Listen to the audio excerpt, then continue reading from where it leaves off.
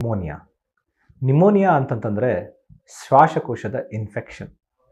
ಈ ಇನ್ಫೆಕ್ಷನ್ ಶ್ವಾಸಕೋಶದಲ್ಲಿ ಯಾವ ಭಾಗಕ್ಕಾದರೂ ಆಗ್ಬೋದು, ನಿಮಗೆ ಏರ್ವೇಸ್ಗಾದರೂ ಆಗ್ಬೋದು, ಲಂಗ್ ಪ್ಯಾರಂಕೈಮಾಗಾದರೂ ಆಗ್ಬೋದು, ಲಂಗ್ ಸುತ್ತ ಇರುವ ಪೊರೆ ಪ್ಲ್ಯೂರಾ ಅಂತ ಕರಿತೀವಿ ಅದಕ್ಕಾದರೂ ಆಗ್ಬೋದು, ಅಥವಾ ಚೆಸ್ಟ್ ವಾಲಿಗಾದರೂ ಆಗ್ಬೋದು.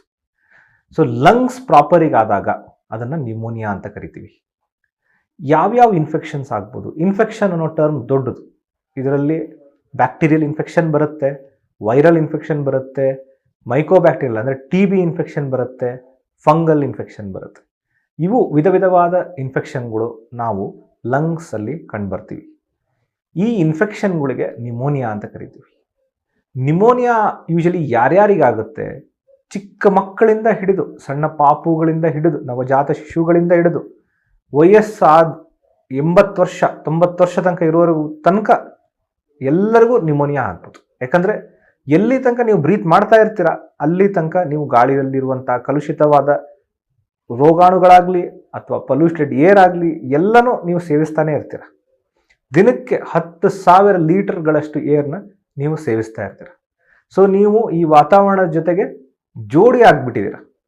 ವಾತಾವರಣ ಕ್ಲಿಯರ್ ಎನ್ವಿರಾನ್ಮೆಂಟ್ ಇವತ್ತಿನ ದಿನದಲ್ಲಿ ಸಿಗೋದು ತುಂಬಾ ಕಷ್ಟ. ಸೊ ನಿಮೋನಿಯಾ ಯಾರ್ಯಾರಿಗಾಗುತ್ತೆ, ಯಾವ್ಯಾವ ವಿಧದಿಂದ ಆಗುತ್ತೆ ಅಂತ ತಿಳ್ಕೊಳ್ಳೋಣ. ಸೊ ಮೊದಲನೇದಾಗಿ ಬ್ಯಾಕ್ಟೀರಿಯಲ್ ನಿಮೋನಿಯಾಸ್. ಇದು ಚಿಕ್ಕ ಮಕ್ಕಳಿಂದ ದೊಡ್ಡವ್ರಿಗೆ ಎಲ್ಲರಿಗೂ ಆಗ್ಬೋದು, ಅಥವಾ ಈಗ ಇಮ್ಯೂನ್ ಕಾಂಪ್ರಮೈಸ್ಡ್ ಅಂತ ಹೇಳ್ತೀವಿ, ಶುಗರ್ ಇದ್ದವ್ರಿಗೆ ಅಥವಾ ಪ್ರೀ ಎಕ್ಸಿಸ್ಟಿಂಗ್ ಕಿಡ್ನಿ ಡಿಸೀಸ್ ಇದ್ದವ್ರಿಗೆ, BP, ಕ್ಯಾನ್ಸರ್ ಇರೋರಿಗೆ, ಇಂಥವ್ರಿಗೆಲ್ಲ ಬೇಗ ಅಂಟ್ಕೊಳುತ್ತೆ. ಇದನ್ನು ತಡೆಗಟ್ಟಬೇಕು ಅಂತಲೇ ಹೇಳಿ ನಾವು ವ್ಯಾಕ್ಸಿನೇಷನ್ ಅನ್ನು ಕೊಡ್ತೀವಿ ಪ್ರತಿ ವರ್ಷ.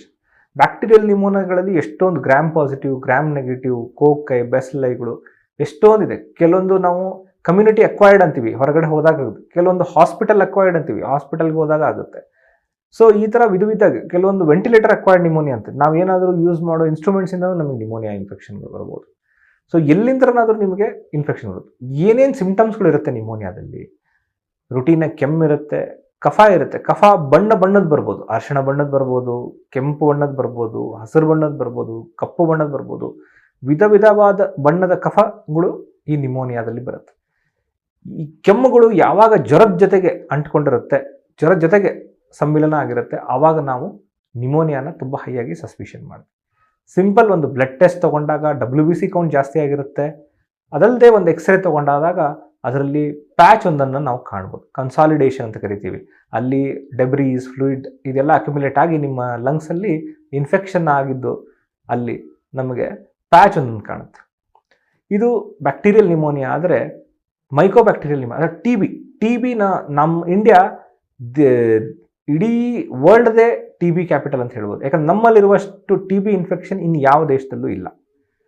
So every 3rd person is infected with TB ಬ್ಯಾಸಿಲೈ ನಮ್ಮ ಬಾಡಿ ಒಳಗಡೆ ಹೋಗಿ ಬಂದು ಯಾವಾಗ ನಮ್ಮ ಇಮ್ಯುನಿಟಿ ಕಡಿಮೆ ಆಗುತ್ತೆ ಅದರಲ್ಲಿ 10% ಜನಕ್ಕೆ TB ಇನ್ಫೆಕ್ಷನ್ ಆಗುತ್ತೆ. ಈ ನಿಮೋನಿಯಾದಲ್ಲಿ ಯೂಶಲಿ ಈವ್ನಿಂಗ್ ರೈಸಿಂಗ್ ಟೆಂಪ್ರೇಚರ್ ಇರುತ್ತೆ, ಸಾಯಂಕಾಲ ಹೊತ್ತು ಫೀವರ್ ಜಾಸ್ತಿ ಆಗುತ್ತೆ, ವೇಟ್ ಲಾಸ್ ಇರುತ್ತೆ, ಕಫ ಬರುತ್ತೆ, ಕೆಮ್ಮು 3 ವಾರಗಳಿಗಿಂತ ಜಾಸ್ತಿ ಆಗುತ್ತೆ. ಈ ಥರ ಫೀಚರ್ಸ್ ಇದ್ದಾಗ ನಾವು TB ಸಸ್ಪೆಕ್ಟ್ ಮಾಡ್ತೀವಿ, ಕಫ ಪರೀಕ್ಷೆ ಮಾಡ್ತೀವಿ, ಜೀನ್ ಎಕ್ಸ್ಪರ್ಟ್ ಅಂತ ಒಂದು ಟೆಸ್ಟ್ ಇದೆ, ಬೇಗ ಅದರಲ್ಲಿ ನಮಗೆ TB ಇದನ್ನೆಲ್ಲ ಗೊತ್ತಾಗುತ್ತೆ. ಎಕ್ಸ್ರೇ ಮಾಡಿದಾಗ ಅಲ್ಲೊಂದು ರಂಧ್ರ ಆಗಿರುತ್ತೆ, ಕ್ಯಾವಿಟಿ ಅಂತ ಕರಿತೀವಿ. ಆ ಥರ ಏನಾದರೂ ಆಗಿದ್ರೆ ನಾವು TBನ ಇದು ಮಾಡಿ. ಸೊ TB ಇನ್ಫೆಕ್ಷನ್ ಆದಾಗ ನಾವು ಅವರಿಗೆ ಟ್ರೀಟ್ಮೆಂಟ್ ಬೇರೆಯೇ 6 ಮಂತ್ಸ್ ಟುಗೆದರ್ ಟ್ರೀಟ್ಮೆಂಟ್ ಕೊಡಬೇಕು. ಈ TB ಇನ್ಫೆಕ್ಷನ್ ಮಾತ್ರೆ ಗೌರ್ಮೆಂಟಲ್ಲಿ ಫ್ರೀಯಾಗಿ ನಮಗೆ ಇವತ್ತು ಸಿಗ್ತಾ ಇದೆ. ನೆಕ್ಸ್ಟ್ ಬಂದುಬಿಟ್ಟು ವೈರಲ್ ಇನ್ಫೆಕ್ಷನ್. ನಾವೇನು COVID-19 ನೋಡಿದ್ವಿ 2019ರಿಂದ ಇಲ್ಲಿವರೆಗೂ ಇವತ್ತಿನವರೆಗೂ ನೋಡ್ತಾನೆ ಇದ್ದೀವಿ, ಕೋವಿಡ್ ಮಾಯ ಆಗಿಲ್ಲ. ಸೊ ವೈರಲ್ ಇನ್ಫೆಕ್ಷನಲ್ಲಿ ವೆರಿ ಹೈ ಫೀವರ್ ಇರುತ್ತೆ, ಡಿಸ್ಯಾಚುರೇಷನ್ ಆಗುತ್ತೆ, ಬೇಗ ಆಕ್ಸಿಜನೇಷನ್ ಕಡಿಮೆ ಆಗುತ್ತೆ, ಲಂಗ್ಸ್ ಕಂಪ್ಲೀಟಾಗಿ ಇನ್ವಾಲ್ವ್ ಆಗುತ್ತೆ, ಎಸ್ಪೆಷಲಿ ಪೆರಿಫೆರಲ್ ಭಾಗದಲ್ಲಿ ಇನ್ವಾಲ್ವ್ ಆಗಿರುತ್ತೆ.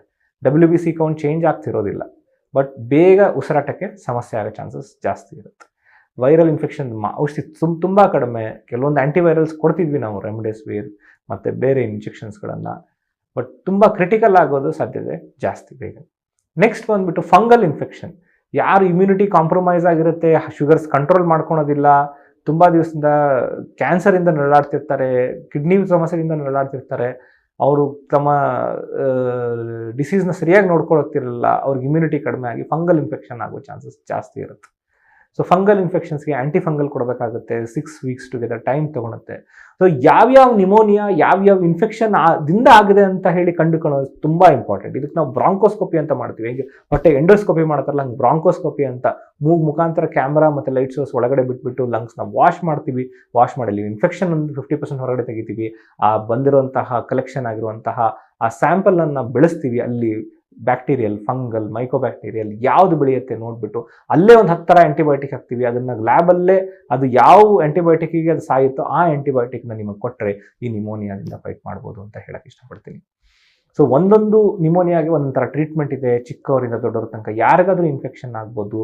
ನಿಮಗೆ ಯಾವಾಗ ಒಂದು ವಾರದಿಂದ ಜಾಸ್ತಿ ಕೆಮ್ಮಿದೆ, ಜ್ವರ ಬರ್ತಾ ಇದೆ ಬಿಟ್ಟು ದಯವಿಟ್ಟು ನೀವು ನಿಮ್ಮ ನಿಯರೆಸ್ಟ್ ಇರುವ ಹತ್ತಿರದ ಆಸ್ಪತ್ರೆ ವೈದ್ಯರ ಸಲಹೆಯಂತೆ ಚಿಕಿತ್ಸೆ ಪಡೆಯಿರಿ.